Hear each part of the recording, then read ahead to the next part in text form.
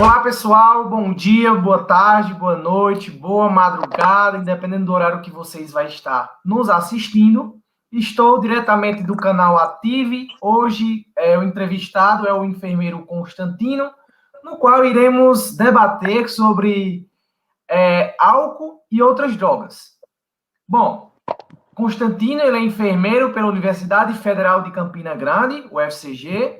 Ele tem residência em saúde mental coletiva pela Escola de Saúde Pública do Ceará, especialização em saúde coletiva pela FAVEM. Ele é membro do Núcleo Pesquisa e Estudos em Saúde Coletiva e do Grupo de Pesquisa Clínica Cuidado e Gestão em Saúde. Funcionário público dos municípios de Juazeiro do Norte e Serra Talhada, atuando na rede de atenção psicossocial. Ele também é professor do curso técnico em enfermagem do Centro de Ensino e Pesquisa em Emergências Médicas, professor visitante da Escola de Saúde Pública do Ceará.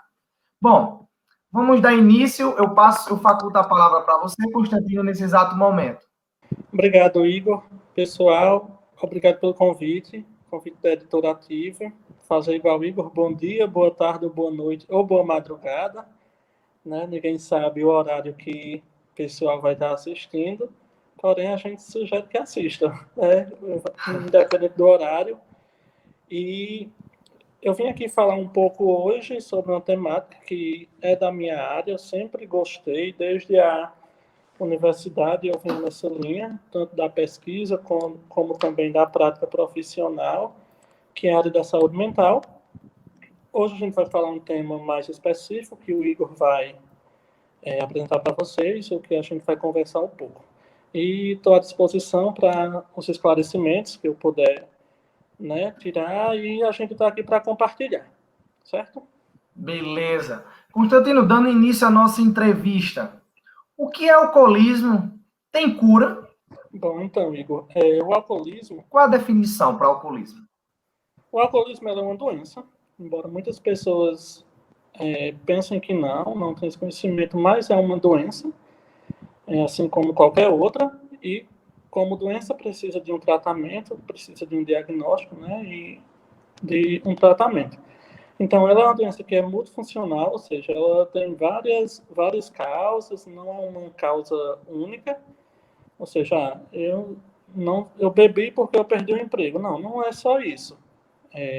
Fora esses eventos que acontecem na nossa vida, tem um acúmulo também de situações que podem fazer com que a pessoa venha desenvolver essa doença.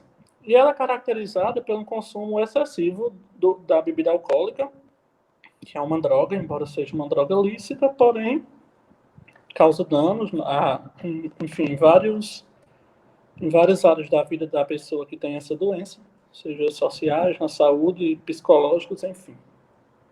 E cada vez mais essa pessoa tem necessidade de fazer o uso da bebida alcoólica. Ou seja, quando a pessoa está bebendo de uma forma bem maior do que bebia antes, quando ela percebe que isso já está trazendo alguma perca social na sua saúde, então a gente pode considerar que isso que já está com a doença, com o alcoolismo, né? Para fechar o diagnóstico, precisa ter alguns critérios, como a pessoa ter o desejo intenso de fazer o uso, apresentar abstinência quando não estiver fazendo uso. Por exemplo, a pessoa está há um mês sem fazer uso da bebida alcoólica. Ela começa a apresentar alguns sintomas de abstinência, como palpitação do coração, ela sente muita ansiedade, como a gente chama na nossa prática, fissura, né, que é aquele desejo intenso de fazer o uso descontrolado, a pessoa não para de ter esse desejo. A tolerância, que é quando uma pessoa precisa beber cada vez mais para suprir a necessidade. Por exemplo, hoje eu tomo uma cerveja e eu já obtenho o resultado que eu quero. Ou seja, eu quero ficar embriagado com uma cerveja. Quando a pessoa tem a doença, daqui a, por exemplo, 6 meses, ela vai ter que tomar 5 cervejas para poder obter esse efeito que antes ela conseguia com apenas uma cerveja. E também, outro critério para o diagnóstico é o maior tempo para ela adquirir, consumir e se recuperar do efeito dessa bebida. Ou seja, essa pessoa vai passar cada vez mais a parte do seu tempo, do seu dia, fazendo uso da bebida e se recuperando. E outro critério é quando a pessoa tem o desejo de parar ou de diminuir a bebida e não consegue. E, por último, a persistência no uso, mesmo se tiver com algum problema de saúde grave. Por exemplo, eu trabalho em um CAPS-AD. Muitos usuários têm lesões hepáticas, têm cirrose, enfim, diversas doenças que a pessoa não pode fazer uso da bebida, mas mesmo assim, mesmo sabendo que ela tem essas outras doenças, a pessoa não consegue parar o uso. É um desejo tão intenso que mesmo com tudo isso, com o seu corpo já fragilizado, seu sistema imunológico também, essa pessoa não consegue parar o uso da bebida. Sobre o álcool, quais as possíveis sequelas que ele pode deixar na vida de uma pessoa? O álcool é uma substância que ele pode trazer diversos prejuízos para a vida da pessoa. Não apenas na sua saúde, por exemplo, mas também de cunho social.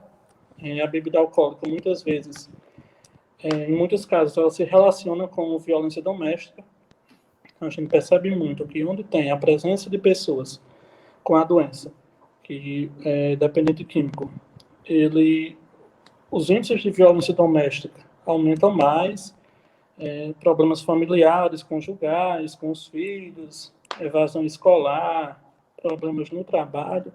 Então, tem muita questão social envolvida na questão da bebida. Muitas pessoas que antes trabalhavam, estudavam, eram casadas, quando começam a desenvolver um uso abusivo, essas pessoas começam a ter mais problemas. Porque não é porque eu bebo aos finais de semana que eu sou uma pessoa que sou alcoolista. Para eu me identificar como uma pessoa que tem a doença, isso precisa me trazer alguns prejuízos. Tá certo? Então, são esses sociais, alguns psicológicos também, como transtorno depressivo, ansiedade, pode ser desenvolvido através do uso da bebida alcoólica e também os físicos, né? A gente vê que a bebida alcoólica ela se relaciona muito com o desenvolvimento de cirrose, de câncer hepático, né? Tem alguma influência no desenvolvimento da hipertensão arterial, de diabetes, do AVE, que é o acidente vascular encefálico. Enfim, são várias vertentes que o álcool pode prejudicar a vida da pessoa, e não apenas da saúde, né, da saúde física, mas em todo o seu sistema biopsicossocial. Quais os efeitos que o álcool pode trazer para a vida de uma gestante? Então, Igor, os efeitos do álcool, ele é prejudicial a qualquer pessoa, seja criança, adolescente, adulto, idoso. Na gestante, isso não é diferente. E no caso da gestante, é um prejuízo em dose dupla, porque ele vai trazer risco tanto para a vida da mãe, que está gestante, né, como do feto.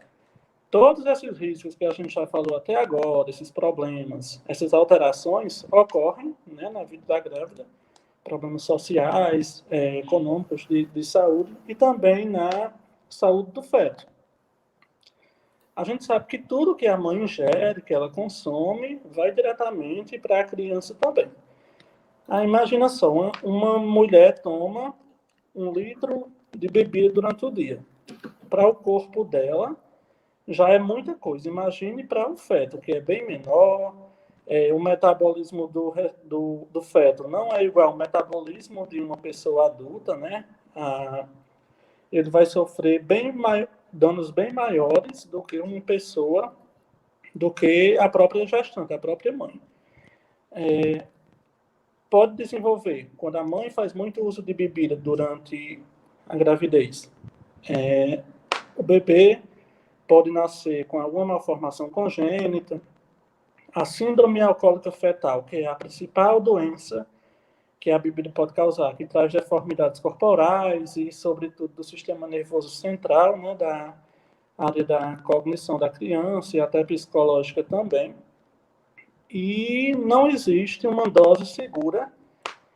Tipo assim, a mãe chega no pré-natal, lá na estratégia de saúde da família, e pergunta ao enfermeiro, eu não consigo parar o uso e eu queria saber qual é uma dose segura para eu não ter nenhum problema na minha gravidez. Então, não existe essa dose. A dose segura é a abstinência. Ou seja, é zero álcool, porque qualquer quantidade de álcool já pode afetar no desenvolvimento do feto. Trazendo já para a situação que a gente está passando, que é a pandemia da Covid-19. As pessoas que bebem álcool, elas têm maior risco de se infectar com a Covid-19? Então, não existe nenhum estudo que tenha feito ainda essa comparação, um estudo para relacionar isso. Se a pessoa que faz uso da bebida, ela tem o maior risco de se infectar com a Covid ou ter complicações. Porém, de maneira empírica, o que a gente percebe na nossa rotina de trabalho é que sim, a pessoa que faz uso abusivo do álcool, ou até a pessoa que faz o uso que não é abusivo, ela pode ter um risco maior, uma exposição maior ao vírus. Por exemplo, a gente, quando as pessoas, quando estão bebendo, digamos agora nesse momento de pandemia, a gente sabe que não pode aglomerar, as pessoas não podem, sei lá, ir para uma chácara e beber, porém a gente sabe que acontece. E quando as pessoas estão nesse movimento da bebida, os ânimos ficam aflorados, aí se abraçam, cantam, sorriem de maneira mais exacerbada. Então, tudo isso, a aglomeração, juntamente com toda essa característica que envolve o uso da bebida, vai fazer com que essas pessoas estejam mais expostas ao risco da Covid. Normalmente, quando está bebendo, não se usa máscara, sobretudo quando está numa mesa de um bar. Então, não se usa máscara, as pessoas se abraçam e tudo isso aumenta esse risco da contaminação pela Covid. Quando a pessoa ela está em situação de vulnerabilidade social, como, por exemplo, uma pessoa em situação de rua, o risco aumenta mais ainda, porque, na maioria das vezes, essas pessoas não têm uma adequada higienização, né, porque não tem nem condições de fazer essa higienização pela situação que vive na rua. A utilização de máscara também é mais precária, muitas vezes usa a máscara de maneira inadequada, ou então a máscara não é higienizada. Então, tudo isso faz com que a pessoa se exponha mais ao vírus. Quando a pessoa está embriagada, normalmente ela perde um pouco a noção do que está fazendo, do que está acontecendo, e, paralelo a isso, essa noção do risco diminui também. Já a gente abordando as drogas. É verdade que a maconha faz menos mal que o álcool e que o cigarro? É uma pergunta que sempre acontece, sempre ocorre quando a gente está conversando sobre drogas. A primeira diferença é que a maconha é uma droga ilícita, né? Isso é uma droga que não é permitida a sua utilização aqui no Brasil, ao passo que o álcool e o tabaco são drogas permitidas, né? A utilização é livre, claro, com algumas restrições de locais, porém é uma droga lícita. O que importa dizer é que todas as drogas, elas têm um nível de prejuízo para a saúde da pessoa. Então, seja ela lícita ou ilícita, a exemplo dos medicamentos. A gente sabe que, embora um medicamento ele tenha o objetivo de ter um efeito terapêutico, porém existem os malefícios que pode trazer, né? E muitas das vezes, determinado medicamento ele pode trazer até mais risco para a pessoa do que, por exemplo, a utilização de uma maconha. O que a gente principalmente fala em relação à dependência.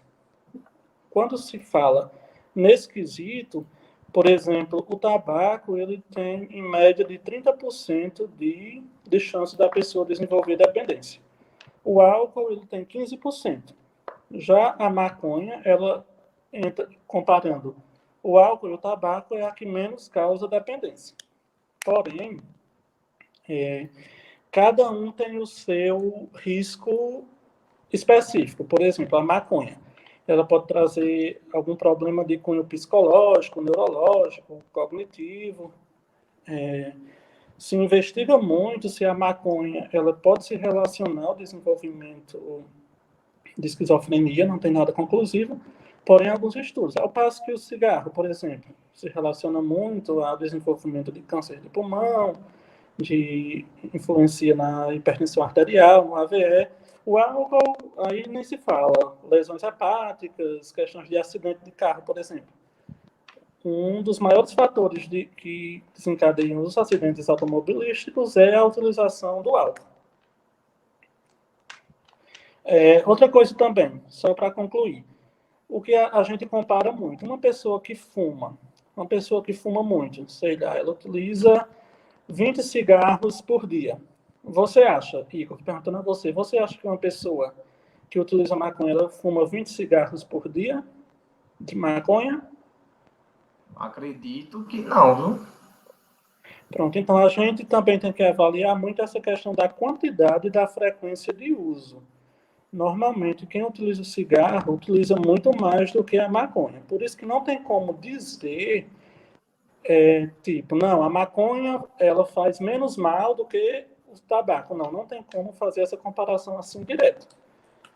Dessas todas, o que a gente pode dizer é que a maconha ela é utilizada em algumas vezes de forma medicinal, né? É utilizada para tratamento de algumas doenças. Principalmente como existe o método de canabidiol, né? Que é utilizado para tratamento de epilepsia. Exato. Então, toda droga, ela tem esse seu poder de causar malefícios à vida da pessoa, seja medicamentos, seja cigarros. Então, a gente conclui que toda droga ela faz mal. Independente da droga, o bom é não utilizar. Né? Enquanto a pessoa não consegue parar, a gente trabalha algumas estratégias para ver, tentar melhorar a qualidade de vida dessa pessoa. O que leva uma pessoa a usar drogas? E dentro dessa pergunta, qual é a pior droga? A mais forte, destrutiva e viciante para levar essa pessoa a utilizar muito mais do que o esperado? Então, não existe, como eu já falei lá no início, né, não existe um fator determinante. A pessoa pode passar por diversas situações que podem levar ao uso da droga. Por exemplo, eu posso passar por uma situação adversa que eu vou tentar outros meios, né, para suprir essa lacuna aí que está naquele momento na minha vida. Já outras pessoas utilizam a droga como uma forma de remédio. Que a gente sabe, eu acho que você, até com mais propriedade do que eu, que remédio e medicamento são coisas diferentes, né? O remédio é tudo aquilo que eu procuro para amenizar alguma dor, algum problema que está na minha vida, seja um apoio familiar, tentar fazer um curso, e a droga entra aí nesse momento. A pessoa encontra na droga um alento, porque se a gente disser que a droga não é prazeroso, não é gostoso, por exemplo, uma pessoa que fuma maconha, ela vai dizer que é muito gostoso utilizar maconha, que gosta muito, é uma pessoa que fuma cigarro, o tabaco. Ela diz que é muito prazeroso aquele momento que ela está fazendo o uso daquele cigarro. Então, a gente sabe que a pessoa se sente bem fazendo o uso, por isso que é muito difícil deixar, porque aquilo que é bom a gente gosta, né? Por exemplo, eu gosto muito de viajar. Se for para eu não viajar, eu vou sentir muita falta, muita dificuldade. Assim também, claro, não se compara com o vício, né? Uma pessoa que tem a dependência química é bem mais diferente, não tem nem como a gente fazer essa comparação. A pessoa pode ter perdido um ente familiar, a pessoa pode ter perdido um emprego, já pode ter alguma doença de base, como uma depressão, uma ansiedade, uma esquizofrenia. Muitas vezes o alcoolismo, o uso de outras substâncias, de outras drogas, pode ser apenas um desdobramento de outro transtorno. E você perguntou qual é a droga mais forte, né, mais destrutiva, e não existe um padrão para a gente responder essa pergunta. Não tem como a gente dizer a droga que mais causa independência é tal, a que mais destrói é tal. Porque, por exemplo, um benzodiazepínico, né, que aí são os PANs da vida, diazepam, clonazepam, que são ansiolíticos, eles têm um poder muito grande de dependência. Muito mais do que, por exemplo, a maconha, o álcool. Isso vai depender muito do que eu te falei, da frequência, da quantidade e de toda a situação que envolve, né? A qualidade de vida da pessoa, sua situação, sei lá, de moradia, suas relações familiares, enfim, todas as questões sociais que envolvem ali.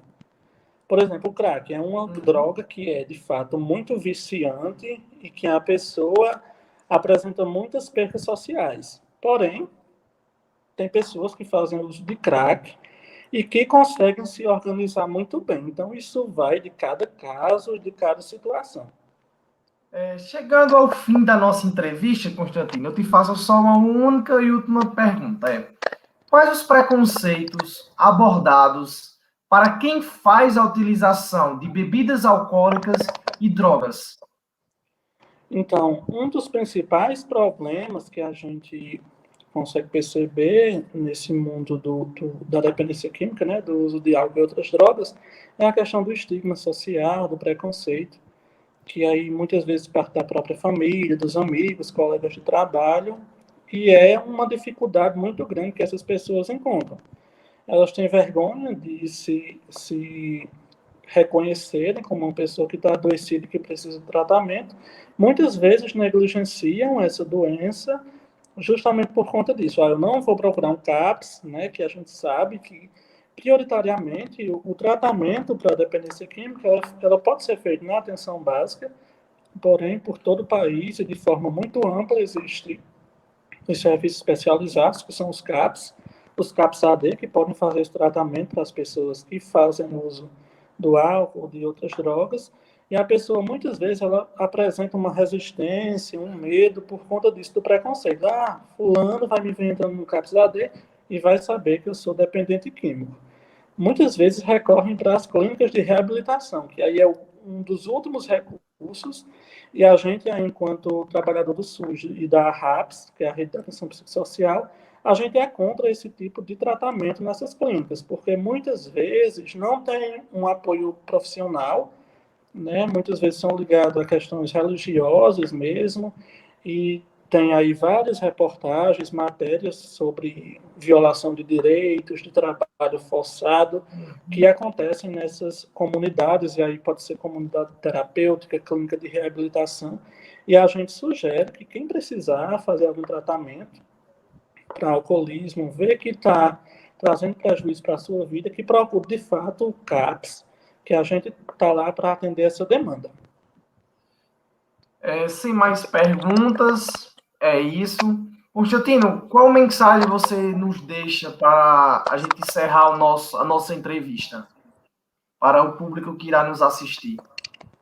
Bom, que é um desafio trabalhar a saúde mental. Eu venho há uns 4 anos, desde a graduação, a residência, e agora na minha vida profissional, trabalhando em saúde mental. Tenho uma dificuldade muito grande. A pandemia piorou muito esse quadro de pessoas que precisam de tratamento de saúde mental, e principalmente a pessoa que faz uso de álcool ou outra droga. Então, para quem, porventura, estiver assistindo e que vê que se encaixa em um desses critérios, que está com perda social na sua saúde e que precisa de um tratamento, pode procurar os serviços que a gente vai estar, tanto eu, na minha equipe, onde eu trabalho, e aí espalhado pelo Brasil, vai ter sempre uma equipe esperando, e a família, principalmente, entenda que é um adoecimento e que a pessoa não recai, né, porque não quer, porque é fraco, porque não tem força de vontade, não. É porque, de fato, é uma doença que é muito difícil de ser tratada. Porém, tem tratamento, não tem cura. O alcoolismo, por exemplo, é uma doença que não tem cura, porém tem tratamento, e quando tem um suporte familiar, um suporte social, uma rede social bacana, a pessoa consegue, sim, de fato, superar essas recaídas e tentar ter uma vida como tinha anteriormente. Ótimo, ótimo. Constantino, desde já, muito obrigado pela sua participação e por ter acolhido o nosso convite. Agradeço de coração pela sua participação e pelas palavras que você colocou nessa entrevista e as respostas. E é isso. Eu que agradeço, Igor, a todos que estão envolvidos aí nesse momento. A gente tem assunto para falar a noite toda, até meia-noite, que é muito complexo, mas espero ter outras oportunidades, me coloco à disposição sempre que precisar, tá bom? E é isso, um abraço a todos. Um forte abraço virtual e nos vemos aí a qualquer hora. Tchau, tchau, pessoal, e muito obrigado por ter nos assistido até este instante.